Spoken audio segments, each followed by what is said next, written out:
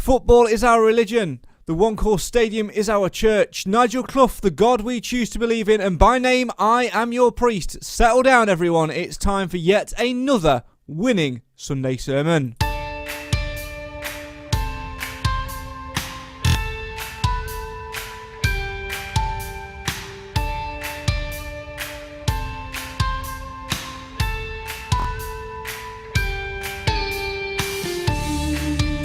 Disciple Ollie Clarke leads the Stags to victory with a captain's performance, serving Nathan a nice plate of humble pie. But will Mr. Edge pass his recent comments off as motivational? Damn right he will. Join us on this journey this afternoon as we discuss yesterday's 3-1 victory as the Stags took an iron bar to the hearts and souls of Scunthorpe United supporters, who no matter what kept singing good on them. This afternoon though, it's all about Mansfield Town as another 3 points on board gives us hope of more to come. And in a symbolic move, did anybody notice yesterday towards full time a lovely little amber and yellow moon start to rise up over the Bishop Street stand? Is that a sign? Is that a symbol of where Mansfield Town are heading? On the up. Get involved now and have your say on your team as Mansfield Town make it 5 from 5 in all competitions and leave Stags fans with smiles on their faces. We're going to talk victories, we're going to talk goals, we're going to talk midfield performances, we're going to talk scoreboards and a lot more in between. This is the place to join those discussions and have your say on your team this Sunday afternoon. Why? Quite simply because Mansfield always matters. Sit back, settle down, get your comments in and enjoy the latest episodes of the Mansfield Matters podcast and the Sunday sermon.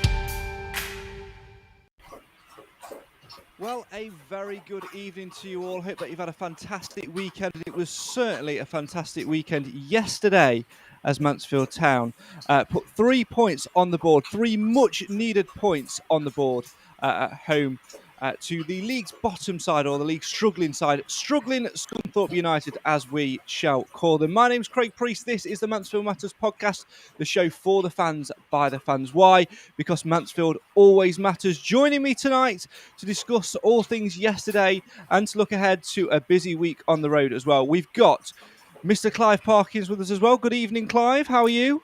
Good evening, Craig. Good evening, everybody listening.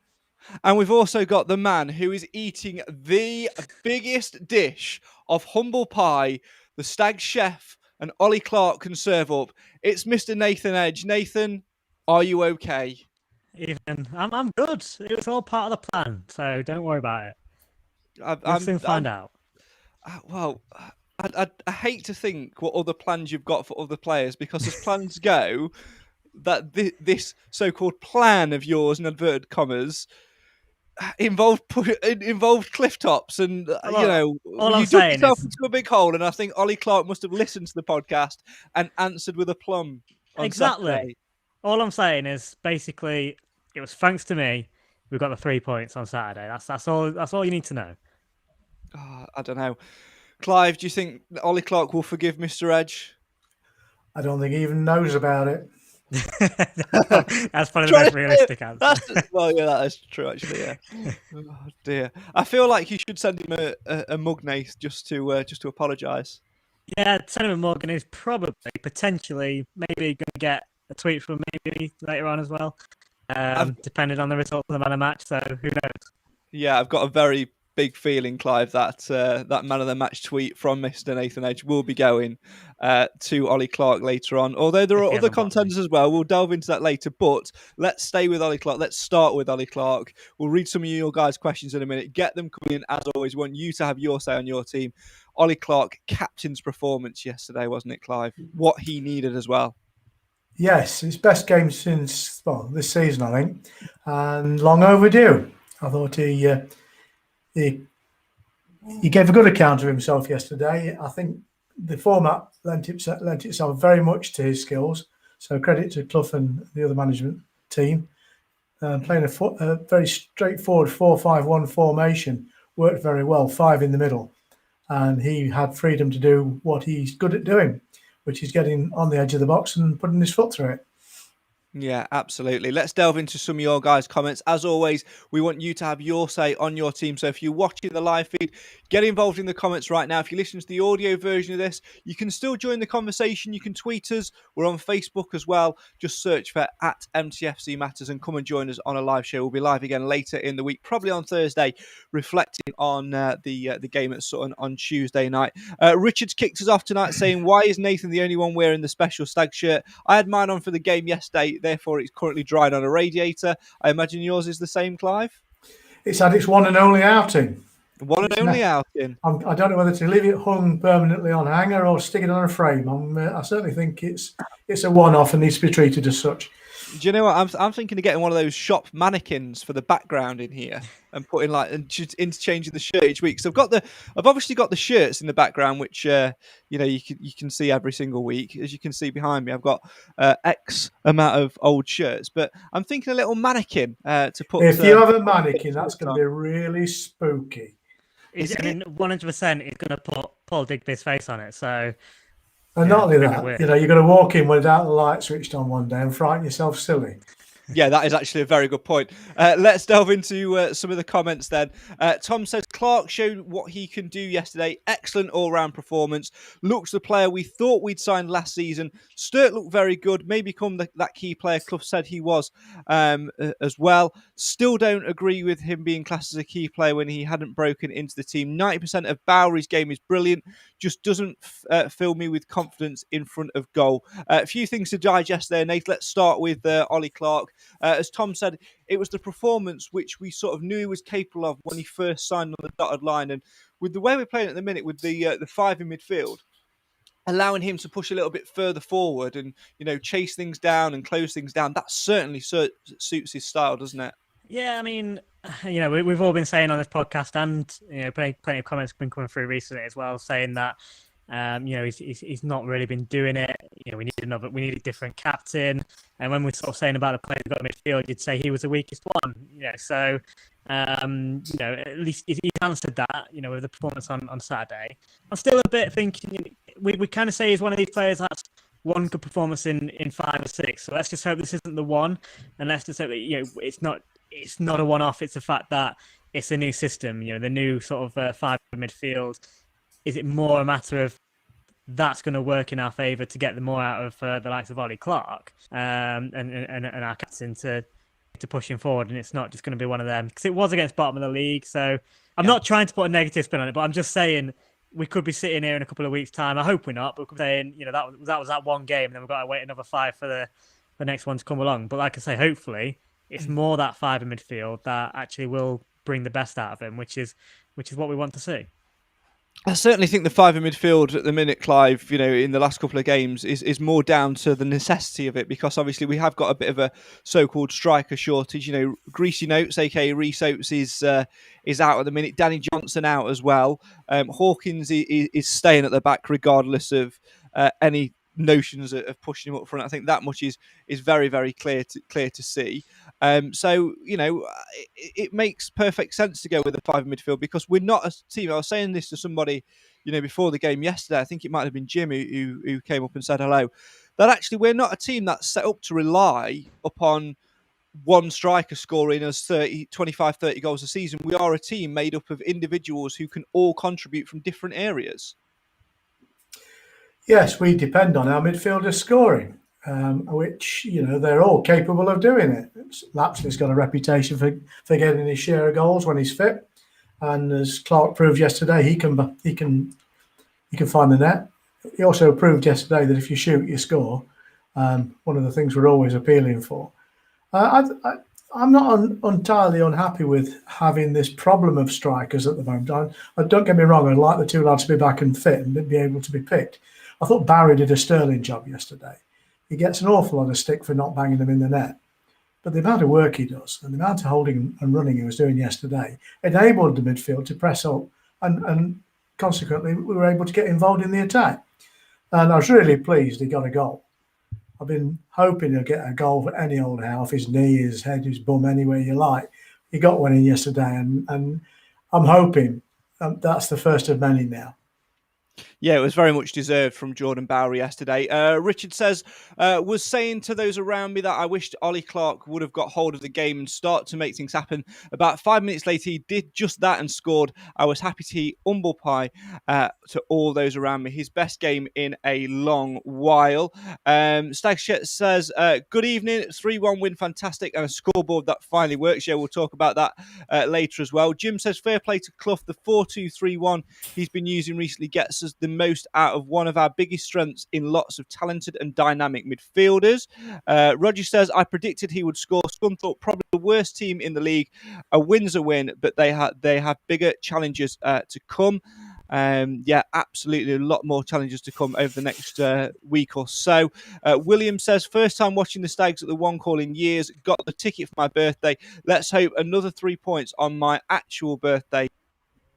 On Tuesday against Sutton. Yeah, always win on people's days. That's why it's people's every single day of the year. Tom says Clarke would have been man of the match if it wasn't Scunthorpe's sponsors. Don't remember away match day sponsors very often. And Jim also had Scunthorpe caused a couple of problems first half. Looked more dangerous than Port Vale, who are second in honesty, but just couldn't defend. Shows how vital a good defence is. Let's talk a good defence, Nath, as well, because yet again he opted with the pairing of O'Toole and Hawkins. They were a little bit shaky in the lead up to into their goal. Tried to play the offside trap. It didn't quite work. There were other couple of opportunities as well where a couple of Scunthorpe's players mainly got goal side of O'Toole. But on the whole, I wasn't overly worried when teams come forward. It was nice actually yesterday to be able to sit and see teams attack thinking it's all right. I think we've got players who will come across and deal with this. I didn't have that feeling for the first 45 minutes, unfortunately. I actually thought going forward, Scunthorpe were quite threatening. And it was a bit of a concern because I was thinking if we were against a better side here, they could have had another couple, which was a worry. And it was lucky that we was coming up against the bottom of the league in that sense. But obviously, we had Bishop who made a decent save in the first half. He didn't have anything to do in the second half. I think that was a complete contrast for it. There wasn't really anything too concerning in that second half. But focusing just on the first half at the moment, they had a free header from a corner again, which we tend to give at least one away a week. So we need to get that sorted because other teams are going to punish us.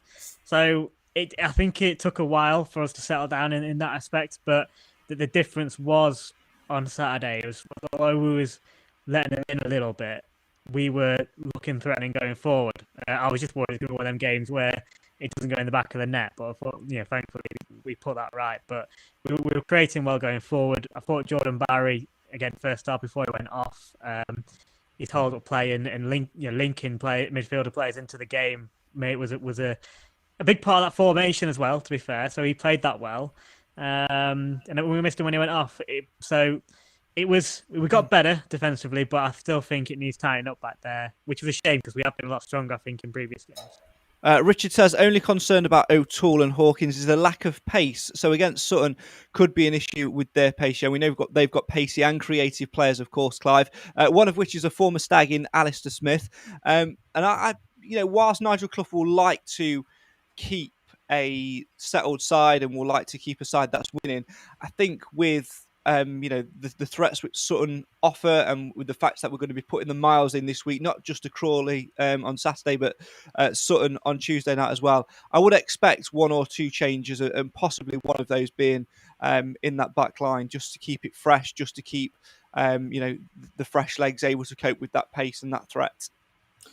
Well, he's lucky in that he's got Faz Rawson spare at the moment, and I shared Nathan's anxiety a little bit about the potential for us to have been far more badly injured by a better team on Saturday. But we can only play the team that's in front of us, and sometimes, it's the better teams that create the better performance by the Stags. So I thought that they were very fortunate to go one up. It was just as people have said, there were Hawkins and O'Toole were just too slow at that moment, and the guy who broke through. They were hopeful for an offside, which wasn't, and the keeper had little choice but to bring him down. Yeah. Interestingly, the first time he touched the ball, talking about our keeper now, was when he picked it out of the net after conceding the penalty, and after that, I thought we were in. Apart from a shot not long after that, where they could have gone 2 up, to be fair, I thought there was very little threat from Scunthorpe throughout the game. And I thought that where we had identified opportunities coming from their side, there were 1 or 2 decent players. We snuffed them out quite readily. Keep your comments coming in. Have your say on your team, as Tom has done, who says Hawkins got turned a few times and Scunny looked dangerous around the edge of our D. Thought we looked a little bit more shaky at the back versus Scunny. Richard says they could have been 2-0 up before we scored. They missed a sitter before Barry hit the post. Agree with Nathan, a bit exposed at times at the back. William says we should also mention Hewitt, Nathan, who played well yet again. He seems to be, we mentioned it a little bit last week on the show, but he seems to be settling into that right back role very well, doesn't he?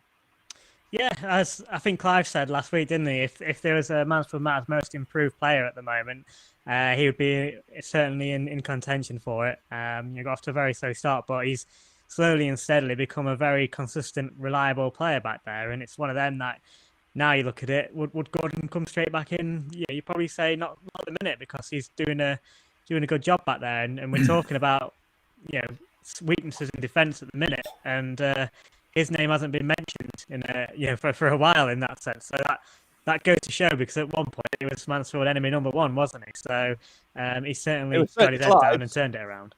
He was certainly Clive's at one point. Who never thought he'd play for Mansfield again, but there you go.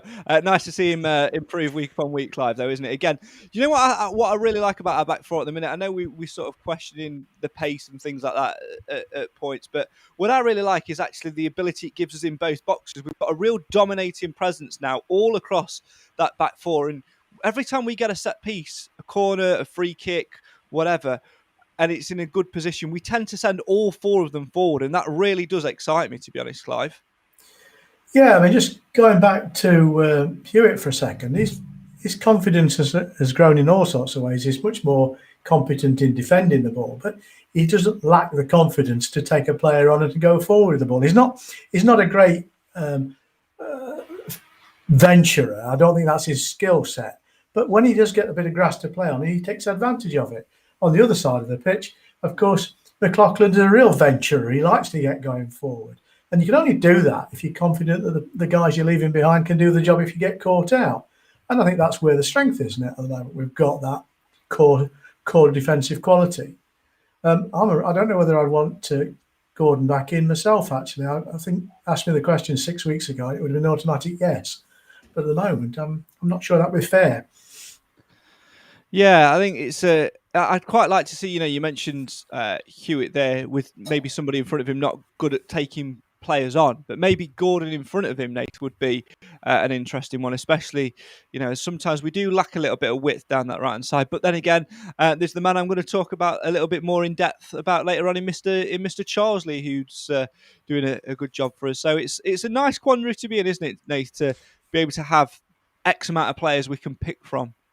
Yeah, I mean, that's the whole point. You want a competition for positions, and I think the difference is Gordon and Hewitt are very, very different players. You look at Gordon; he is more of a more of a wing back style player, isn't he? He's more attacking minded, and actually, we could certainly, if we're sticking with a five in midfield, there may be a point in the game where, especially if we're chasing and we need to get forward and get a goal, he would then be more of an attacking option to roll the dice with. So, when he's back on the bench and in contention, it'll be a good tussle between the two to get that shirt. But that's a good problem we've got, because we've not had that issue for all season, really, have we? Apart from not even at the opening day, because one of them was late started. So it's nice to have that dilemma for a change, rather than basically just seeing who we've got available to put in the starting 11.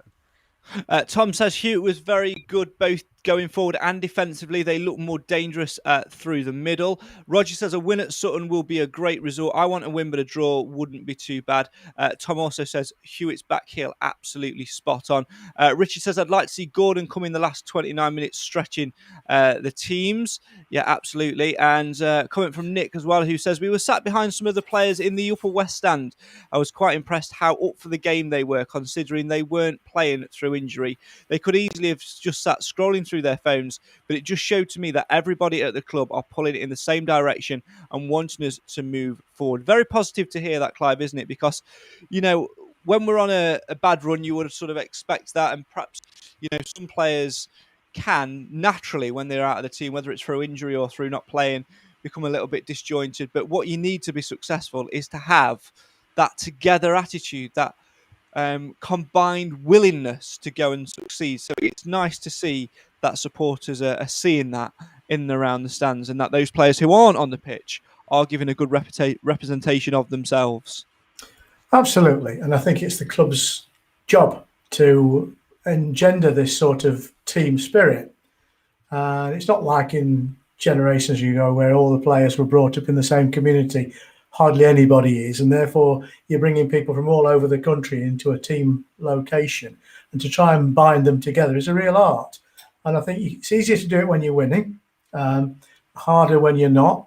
But we're only just turning the corner, and to have them actually all facing in the same direction at the moment is good. It's good news as far as I'm concerned. I just think back to when the time that Nicky Maynard was warming the bench, he didn't seem at all committed by comparison to some of them at the moment. So I'm not going to go at Nicky Maynard per se, but that's an observation I have. No, leave that to me. By the way, job. Leave that to me. Just going back to Richard Dennett's comment for a minute, I think it's very precise. He says, I'd like to see Gordon come on for the last 29 minutes. That's awfully precise. Well, it's only like Clough bringing Sinclair on in the 90th minute, although they actually got more minutes yesterday, which was quite pleasing, actually. I don't want to be a clever bugger, but I suspect the 9 and the 0 are very close together on his keyboard. Yeah, they are. They are on everybody's keyboard, Clive. That's the way it is. But there you go. He also says Clough's subs were spot on yesterday as well. Yeah, I have to agree with that. On a whole, Nate, I'm going to bring it back to Ollie Clarke for a minute, because I feel like we haven't made you eat enough humble pie yet. And we are going to hear from him in a minute. So this is a bit of a tenuous thing, to be honest. Go on. I'm not having this. This you guys were in the same boat. I mean, you weren't willing to jump off a cliff like Exactly. I was. You both weren't in favour. Look, I will happily hold my hands up and say that on this podcast I've said that he's not been good enough for a few weeks, and certainly in previous weeks we've perhaps questioned his leadership. But I certainly haven't sat here and gone to the extreme which you went a few weeks ago. Jesus Christ. We're trying to be positive on this podcast, mate. If in 3 weeks' time, he will get a formal apology from me if he carries on in the same vein of form. What's his target? What's he got to hit? 10 goals? Oh, at least 2 goals a game. I mean, come on now. 30 by the end of the season. yeah. Top scorer, please. No, I think more of yesterday. It doesn't have to be the goals, but the performance. It was. Although, I'm going to say, I don't want to sound too negative. I think I still want it to be that one game, which is what we've all said is a little bit guilty of. So that's why I'm not getting too excited yet. But he was very influential yesterday, that's for sure. You're dead right, Nathan. One swallow doesn't make a summer, and I think one good performance from somebody we expect better performances more regularly from doesn't actually take the problem away. Happy for him to have a good game and to figure in people's consideration for man of the match, and I'm glad he's done it, because we were all doubting him. We still have some anxiety about his management, his captaincy, ability. But at the moment, if he can do the same performance on Tuesday and the following Saturday, we'll have to remove all of our doubts. Yeah, I mean, he's done it against Jim, bottom of the league, so let's just see how he can fare against them a bit higher up, because he hasn't done it yet. Well, on that subject, I mean, on current form, Mansfield is now in 8th position over the last 6 games, and only the teams we all know are gunning for it are above us. And on Tuesday we play the 16th in the current form tables, and on Saturday the 17th, and then the next league fixture is against the 24th. So we ought to be feeling as confident as we can be going forward. We'll have a nice little journey up to Doncaster in the middle there somewhere. Yeah, very much looking forward to that. Of course, they're not doing great in League One at the moment. What's the matter, Nathan? You're not joining us for that trip. Don't even talk about Doncaster. Come on, what's happening, mate? I'm hoping there's going to. I looked at the forecast. There's a bit of snow coming. I'm hoping by the time it's December, a lot of it gets moved. If you haven't sent I can't attend, and I'm not happy about it. No, because I've got no annual leave left to use, so we can't be doing that because I'm using the last of it on Tuesday. So come on, why aren't you attending Doncaster Rovers away? Come on, why aren't you attending the cup? Share with the group. It's a wedding event that I can't really avoid. So no, you've not, have you? No. Well, are you serious? No chance. I thought I was going to have to dig my suit out then. There you go. Anyway, keep your comments coming in. Jim says, I don't like this comment. Nathan's right. Don't like that. Clarke goes missing sometimes. Tom, on the other hand, says you could see he had a lot more snap and sharpness from the first whistle. I certainly agree with that. I think he was, like I mentioned earlier, played in that more advanced role. He looked a lot more up for it. He looked a lot more like he was comfortable in that role, closing players down, that freedom to go and charge, that freedom to try and, steal possession back, which is essentially what he's there to do. We want a captain to dig in. Why, don't you? Do you know why? Because Nigel Clough, in the dressing room, put a poster on the wall with my face saying, throw him off a cliff on his bench. That was the motivation he needed. 3 points, you're welcome. The man's deluded. Whilst we go and seek some psychological help for Nathan Edge, let's hear from the man himself, who, surprisingly enough, doesn't mention Nathan, doesn't mention that motivation. Let's hear from Ollie Clarke as he shares his reaction to the Stags' 3-1 victory over Scunthorpe United at the One Call Stadium in Sky Bet League 2 yesterday. Here's Ollie Clarke speaking to I think we dominated the majority of the game, had a couple of scares at our end, but like I said, we created good chances, probably should have had a couple more in the grand scheme of things, but it was enjoyable in the end. The way that we prepared for the game and the way that we were set up, we were going to press, we were going to try and run all over them, and I think effectively that's how we got our goals, and it done us well. And we looked at their strengths and weaknesses, and obviously we pinpointed how to control the game, and I think we've done that for a vast majority of the game. With Maris sitting and me and Sturkey just bombing on, getting in behind, pressing their sitting midfielders, it gave us a chance to get up the pitch, gave the defence a chance to close the gaps, and I don't think they really got in at all. Obviously the penalty was one, and I think that was a lucky ricochet through to the striker, but it's one of those things that we dealt with, the setback, and come back and look strong. It proves that we're improving, we're getting fitter and stronger, we're building something now. You can see that we're getting a bit of consistency in our play and with our players in the team. Obviously we had a nightmare 10 or 15 games where we were probably playing a different player or a couple of players at the back or up front, and it's hard to build relationships with players, especially when you've signed 3 or 4 different players up front in defence, so it's nice to have a bit of continuity now and obviously build from there. Faz has come out, he's had his baby, and John Joe's come in and scored a couple of goals, taking his chance really well, and I think that's one thing that we've probably needed, is a little bit more competition at the back, and like you say, it's solid now. We're looking pretty sound back there, and doesn't look like we need to change things at the moment. That's Stags captain Ollie Clarke speaking to I Follow Stags after that victory against Scunthorpe United at the One Call Stadium on Saturday afternoon. You can watch more of that by heading to mansfieldtown.net/ifollow, where you can watch lots more reaction as well, including reaction from the Stags first team coach, Andy Garner, who did the press this week rather than Nigel Clough. Perhaps, Clive, Nigel Clough was too busy to do press because instead he was outside of the stadium looking to try and find a certain Mr. Edge to serve him said dish of humble pie. What do you think? No. Fair enough. I think if thanking me. Clough is looking for a bit of an edge, he won't want Nathan. That's very, very good, though. Very, very good. Also, a reminder, this week, obviously, a trip to Sutton United on Tuesday night and Crawley in Sky Bet League 2. Both SSA coaches for those games are full. However, travel tickets are still on sale for the trip to Doncaster Rovers in the FA Cup second round a week on Saturday when Nathan's at a wedding fair. You need to go and buy a travel ticket, though, in order to travel to that one. They are £10 for all SSA members, £15 for non-members, and are on sale at various points, including Sandy's Bar on the 24th, 25th and 26th of November from between 7 and 9 p.m. From the Matchday Ticket booth on the 22nd, 24th, 25th and 26th of November between 1 and 5 p.m. And if you are travelling to Sutton and Crawley and you've booked on the SSA coaches for that one, you can get your travel tickets from the SSA guys on the coach as well. And if you're travelling on Tuesday, make sure you participate in the best game on the road, Clive. Bus Bingo will be back, and maybe a quiz as well. Maybe we'll throw another quiz in there. There'll be mugs to be won.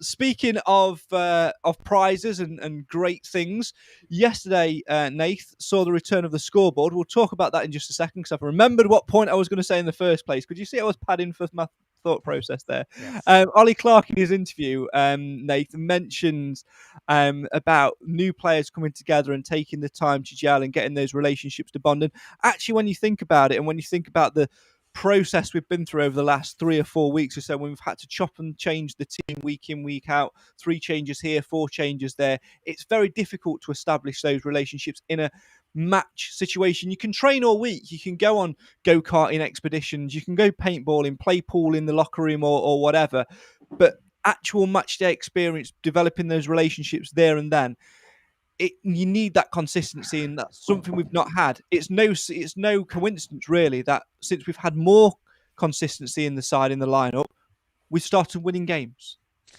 Yeah, I mean, the whole excuse a little bit about, that bringing in players, 95% of the rest of the teams in the league are in a similar situation. That most teams have large turnover players, and especially in our league, sort of come the summer. So, accept that for so much of its worth. But I think it has been a bit different for us. The fact that you say we didn't probably quite do the whole business that we expected to do in the summer, and then that was absolutely, get a lot worse. The fact that we lost so many players, leading into that. So that's probably where it did make the difference, because not only are you trying to get used to new players around you. You might have a couple of games with them, but then all of a sudden they're out and you've got somebody else to then try and get used to. So it has been a lot of chopping and changing due to suspensions and injuries, which is one of the reasons why we were saying, when times were tough, we're trying to say, calm down a little bit, don't be too hasty, give it a bit of time, because we'll see the real amounts of time when these players start returning. And look where we are a month later. We're out on a five-game winning streak. So it does make a difference when your better players are out there and they have time to play together and build together. It does make a difference. And on that point, Clive, Richard says, we were all questioning Clough's signings apart from Narty. I think all of his signings are coming good. Yeah, like we said a few times with Narty, obviously the injury is holding him back a little bit. Will Forrester got himself a few more minutes yesterday, and most of them do seem to be coming good. It's just, like with every football fan, I'm guilty of it. I guess you guys are guilty of it as well sometimes. We want things done yesterday, and that's not the case in football. You've got to be patient. Yeah, that's why we're fans, and other people are paid a lot of money to do the job. We tend to be governed by our emotions rather than be more pragmatic. But I also don't think it's fair to criticise Narty too much. He had 2 games. He got thrown in at the deep end in his first game and got an injury in the second game. So whilst it didn't fill us with a great deal of confidence, he's not really had the chance either. I'll tell you what, he's cracking on Football Manager 2022, so that'll do for me. That'll do for me. Another positive from you. What? What's up? No idea what you're talking about. Another positive for me, you'll have an idea what I'm talking about though, Clive, is the scoreboard. Brand new scoreboard, back up and running. Yeah, what do you make? Firstly, I'm very disappointed that there's not a live camera feed showing Mr. Wilson on the pitch, reading out his team news and everything. But I'm sure that can be sorted in time. We'll have a word with Sharpie and we'll get that sorted. Now you and him are friends. Yeah. I don't think we'll get that sorted. I'm really pleased to see the arrival of the board and ahead of the indicated time as well, because they did say by the end of the calendar year. Well, we're a good way short of that. So hats off to them. And it looked small, simply because it was on the same framework as the gigantic waste of space that was there before. But I suspect it's still a work in progress. I would imagine they'll try and make some commercial use of the space either side of the electronic scoreboard. And I think in terms of content, that'll develop. I would hope it will develop. And if it was my football club, I'd want my media manager to develop it. Yes, if you sell football, you'd want the Mansfield Matters logo to be there, wouldn't you, for everyone to You would. Oh, sorry.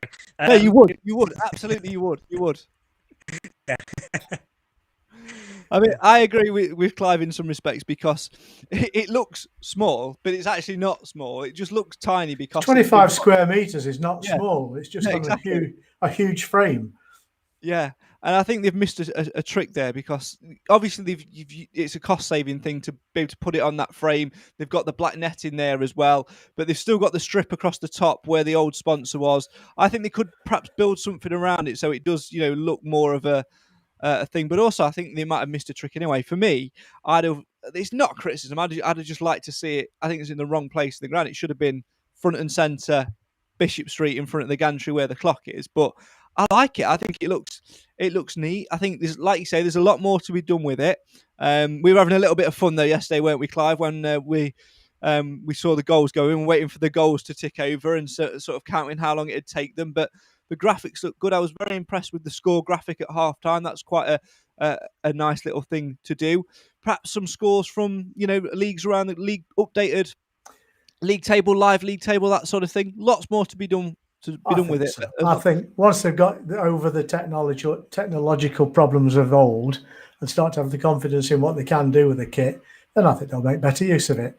And I also know it's got integration with audio because I actually heard them and watched them doing it when I went to collect my Doncaster tickets. So they can actually play sound in conjunction with the videos as well. So I would imagine they might be looking for some form of perhaps interviews and things to put on there as well. But now they've got it, use it. Otherwise, what's the point? Yeah, absolutely. And, it'd be nice to see it work well and give Alan a little bit more scope to do some things as well, which would be great.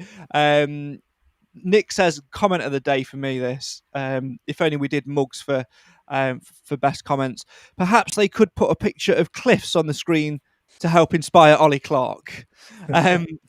Absolutely. Well, maybe it is. Also, Ellen on YouTube says, watch the scoreboard malfunction next week as well.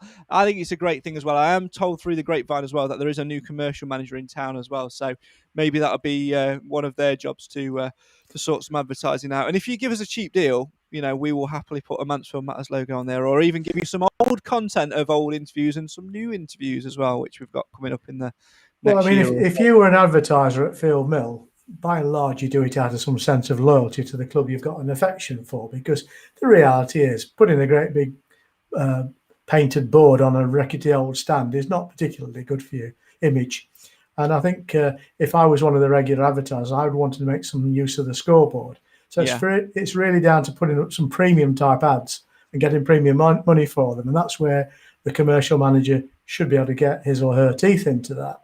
But I also think the editorial content needs to be sharper. And again, I'm not blaming anybody at the moment because I've not had the opportunity to do it. But I think Steve-O needs to sharpen his wit a little bit and make better use of it. Let's move back to yesterday's game before we look ahead to Sutton in the week. Final few comments on this. And I haven't mentioned him yet, Clive, but you've been sending me stuff all day to remind me to talk about him. Let's talk about Mr. Harry Charsley, who... in recent weeks, he's held a position in the side, and he often goes unnoticed in games, but I think he deserves a lot of credit. For me, it was fantastic yesterday. An assist for Jordan Bowery's goal. He would have had an assist if Bowery had managed to get the ball the right side of the post for the other one. Does a lot of work for Ollie Clarke's first goal. He goes and creates a pocket of space for Clarke to go into to exploit. Does a lot of that work, little niggly balls in behind, and creates a lot of space in closing down. He's an absolutely fantastic asset to be in the team, and I just feel that he deserves a little bit of recognition from us tonight. Yes, I think he's the sort of player that slips under the radar too often. I think his general contribution has been excellent all the time. I mean, he's played well when he's carried injuries, for instance, but I think he's a buzzy little player. And I think given the right support from other parts of the pitch, he can be a real influence maker.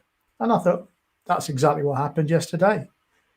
But I think the format helped because it gave him a sort of latitude to do things in a way that hitherto he'd been too busy defending all the time. I think we have to set ourselves up for firefighting. We have to set ourselves up for progress. I think we've moved from one to the other. Yeah, me too. What do you make of Harry Charsley's recent performances, Nath? Yeah, no, I'm a big fan. We've started him, haven't we, over the last sort of couple of weeks to see how he has improved, and again, today was no different. He's very. He's one of the players that's just very positive when he's on the ball. He looks to make something happen wherever there's an opportunity. He's not just going for the simple pass and pass the responsibility on someone.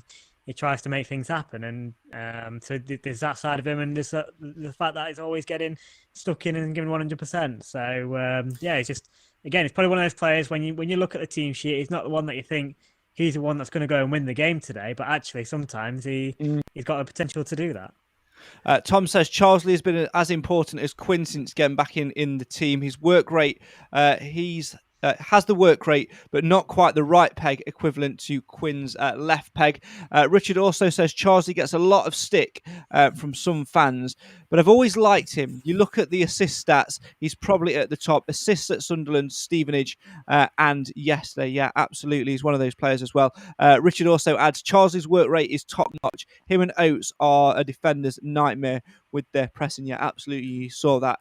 Craig, can I interrupt for a second and make a case for Ryan Stirk in all this, because I thought he had an excellent game, and he's growing into his role now. He's another player that's been recruited, and we've had some anxiety about whether he's been ready, and he's had a few knockbacks injury wise.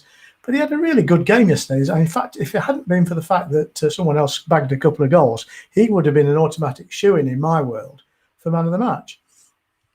Yeah, it's an interesting one with Stirk. I mean, I like him. I think he's a good young player.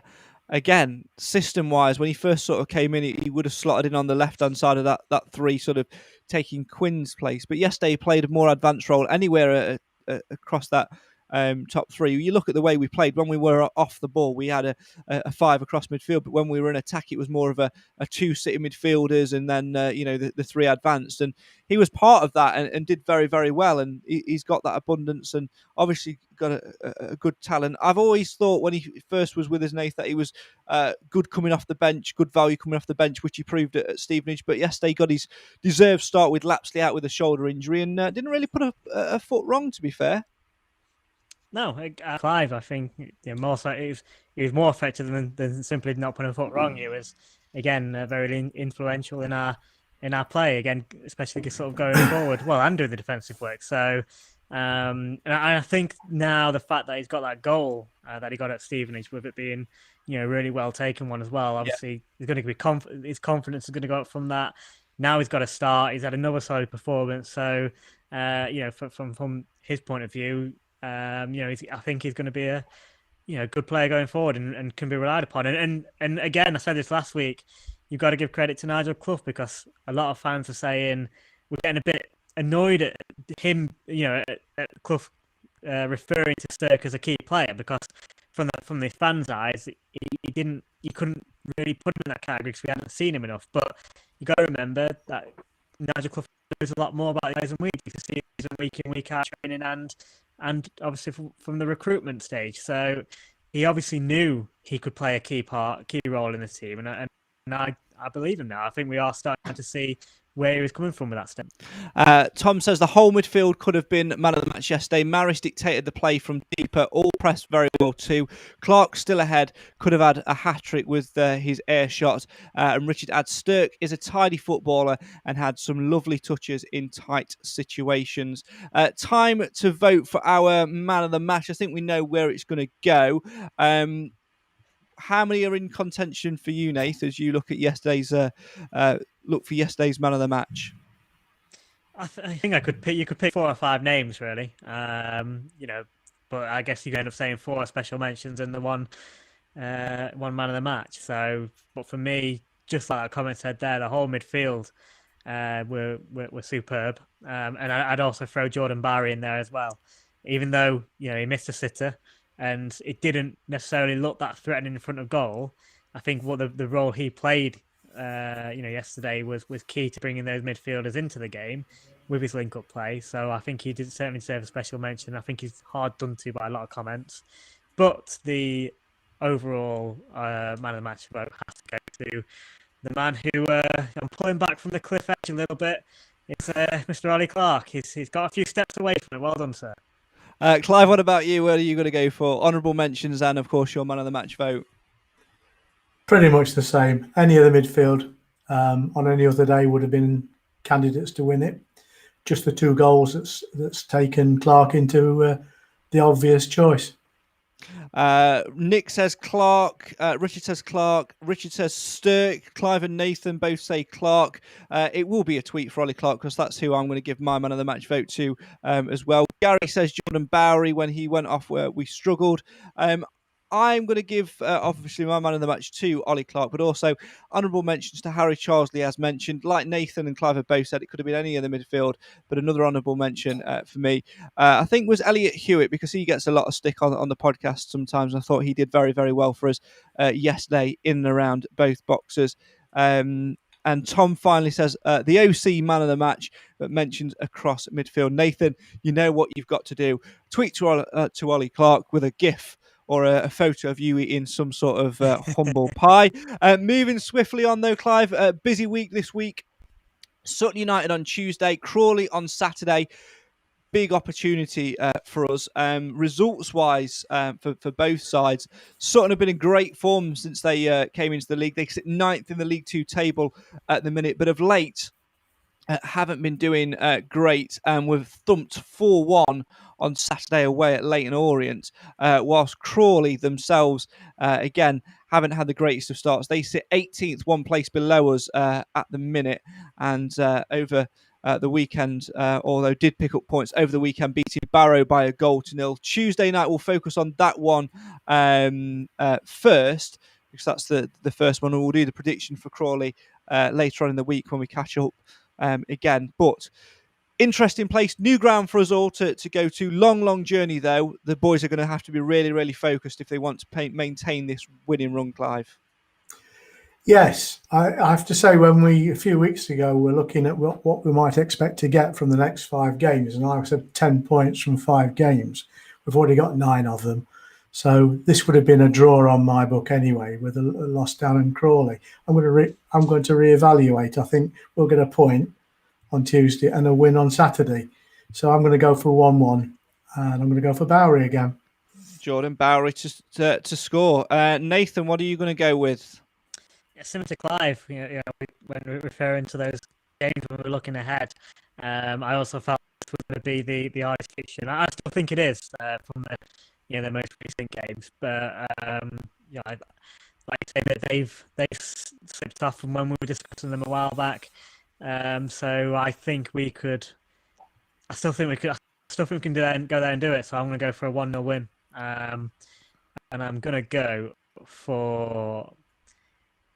Go on, I'm going to go again, Harry Charsley. Oh, yeah. Hey, There you go. I thought for a minute you were going to say my mate Ollie Clarke, and I was going to just kick you off the tree. I know it's coming from Charsley. It's coming soon, so I'll stick with it. I know he's going to get one. Yeah, I'm going to go for a 2-0 win on Tuesday night because it's a long way, and if we don't, I will be annoyed. 2-0 win on Tuesday. I'm going to agree with Nath that Harry Charlesley is due a goal. He's been excellent of late, and the other goal is going to come from. Do you know what? I'm going to back Elliot Hewitt to get a goal from a set piece. So a 2-0 win, Elliot Hewitt and Harry Charlesley to score. If you guys want to play along with our podcast predictions game, the link is in the description. You'll see it on our social media pages as well. All you need to do is guess the correct scoreline and goal scorers for a bonus point. The league table at the moment is a very interesting one. It's all getting very, very tight at the top. Anybody who was half prepared for hosting this podcast would have loaded the league table up before we started, and he's definitely not padding for time to do that right now, and he's definitely not looking on the wrong program either to do that. We had also doing a golden goal competition at the moment as well throughout November, so if you manage to get the golden goal on the money, you will automatically win a Mansfield Matters mug. Very nice they are too. Very, very good indeed they are. Or if you're one of the 3 players that are closest to the golden goal, you will be entered into a draw at the end of the month to win yourself a Mansfield Matters mug. As I say, the table very, very tasty indeed at the moment, and it's getting very, very tight at the top of said table, and I'm sure Clive will be looking forward to being jubilant in a minute, as I'm still waiting for the league table to load. Come on, get it. Very annoying. There it is. Clive is at the top of the table with 25 points in total, 19 normal points, 6 bonus points. In second, it's me on 21, 18 normal points, 3 bonus points, giving a total of 21. And then Steve is in third. Nathan just outside the top 3 in fourth place. So get your guesses in right now and have your say on your team and win yourself a majestic Mansfield Matters mug. Nick says, I'd be very happy with a draw on Tuesday. We can't win every game, but it'd be nice to keep the unbeaten run going. Richard says Clive will be right with his predictions. Jim says, the way we're ticking now, I'd fancy us to put 4 or 5 past someone soon. Well, get involved in the Mansfield Matters prediction game and, maybe win yourself a Mansfield Matters mug. Last bit of positiveness to end on today, Clive. I think it's a worthwhile one to end on. Is that of the substitutions used yesterday, in particular when Jordan Bowery went off, that of James Gale being brought on. It would have been very tempting for Clough at that point in the game to turn around and bring Rawson on and push Hawkins back. Which is what we thought might happen, wasn't it? We were predicting that, and it would have made some sense in the context of having a 2-goal lead. But yes, I thought it was a very much more adventurous thing to do, and I think the lad deserved a trial as well. He'd scored in the 23s earlier in the week, and I thought he looked good. I think he's got a lot to learn. Obviously, he's a young lad, but I'd very much like to see the club develop him. Yeah, me as well. I think he's good talent. I'm going to be slightly different here. I wasn't sure. I was happy to see Gale get on the pitch, but I felt that actually when Barry went off there, when he went off, we needed Hawkins up there because actually I thought we lost a bit of that sort of target, someone there to hold the play up there, which invited a bit of pressure. And if Scunthorpe were a better team, they could have put us under a bit more pressure, and we could have been saying, I think we could always be saying they were bad substitutions. But I just felt something about it. So I think maybe the Tyree Sinclair one, should have been very different. I would have rather seen Rawson come on and Hawkins go up there just to give a bit of support for the likes of Gale. So they've got that strong player there to hold it up. But it all worked out in the end, so it was great to see them on there. It's also, I think it's also, sorry to lads, it's also important to recognise that Clough would be thinking about the 2 games in the week and having to make sure that some of his key players weren't unnecessarily risked in at that point to become a dead rubber. You could have brought Rawson on, but we're going to need him at least one of those 2 games in the week. And I think we did lose that little bit of urgency that Barry was bringing, but it was worth a try. Yes, it most certainly was nice to see him get on the pitch at long last and get his Football League debut. Thanks very much for your comments as always. Tom says Gale looked off the pace, but he hasn't come he's come from part-time, a bit like Reedy when he came from the lower leagues. Important to remember as well that he's a very young player who is certainly making his mark on football. But a winning Saturday all the same. Gents, as always, thanks very much for your time tonight and for getting involved as well. We will speak to you again later in the week, probably on Thursday, as we catch up and reflect on all things Sutton United. For now, though, that is all just about we've got time for. Apologies, finally, though, if you've had any audio issues coming from a certain Mr. Edge tonight. I had a message earlier saying that he sounded a little bit like a Dalek. Clearly, Ollie Clarke has been messing around with his internet connection just as a little bit of revenge. Only joking, all's fair in love and war. That is, though, all we've got time for this week. Ollie Clarke scores 2 goals to put Mansfield another 3 points on the board and to serve Nathan the glorious pudding of humble pie. Can he do it again? Not the humble pie bit, scoring 2 goals or leading the Stags to 3 points as they make the long journey to Sutton United on Tuesday night. Make sure you back the Stags as we try and get another win on the board. We'll be back with you on Thursday night from 7 p.m-ish. on the show for the fans, by the fans. This is the Mansfield Matters podcast. Until then, have a great week and keep your fingers and toes crossed that this winning run can continue, because life is much sweeter when all 3 points are on the board. Good night.